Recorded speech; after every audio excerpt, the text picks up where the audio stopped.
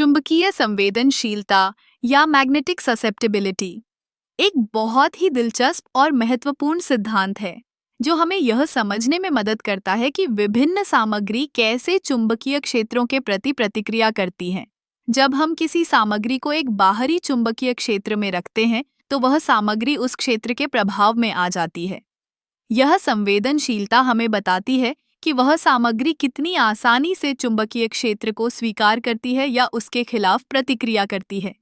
चुंबकीय संवेदनशीलता को हम एक माप के रूप में देख सकते हैं जो कि एक संख्या में व्यक्त की जाती है। यह संख्या सकारात्मक या नकारात्मक हो सकती है। सकारात्मक चुंबकीय संवेदनशीलता वाली सामग्री जैसे कि लोहा जब बाहरी चुंबकीय क्षेत्र में होती है तो वह खुद भी एक चुंबकीय क्षेत्र उत्पन्न करती है। इसे हम फेरोमैग्नेटिक मटेरियल्स कहते हैं। दूसरी ओर नकारात्मक चुंबकीय संवेदनशीलता वाली सामग्री जैसे कि बिस्मथ बाहरी चुंबकीय क्षेत्र के खिलाफ प्रतिक्रिया करती है और इसे डायामैग्नेटिक मटेरियल्स कहा जाता है।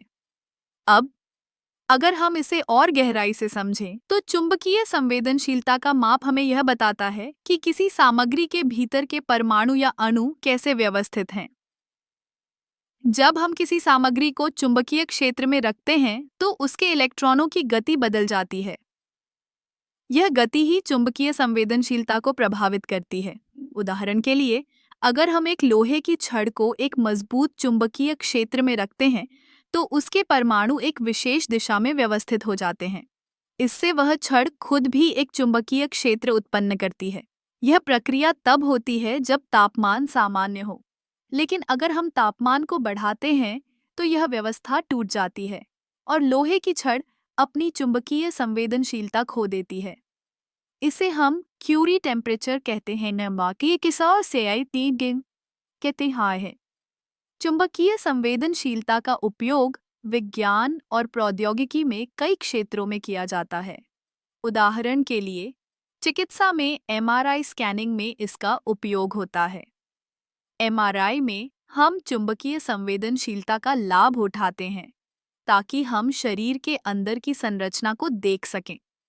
इस तरह चुंबकीय संवेदनशीलता न केवल एक सिद्धांत है बल्कि यह हमारे जीवन में कई महत्वपूर्ण तकनीकों का आधार भी है। यह हमें यह समझने में मदद करता है कि कैसे विभिन्न सामग्री चुंबकीय क्षेत्रों के प्रति प्रतिक्रिया करती हैं और कैसे हम इन प्रतिक्रियाओं का उपयोग कर सकते हैं। इसलिए जब भी आप किसी चुंबकीय सामग्री के बारे में सोचें, याद रखें कि उसके पीछे एक गहरा सिद्धांत है जो उसकी विशेषताओं को निर्धारित करता है। चुंबकीय संवेदनशीलता एक ऐसा क्षेत्र है जो विज्ञान की जटिलताओं को सरलता से समझाने में मदद करता है।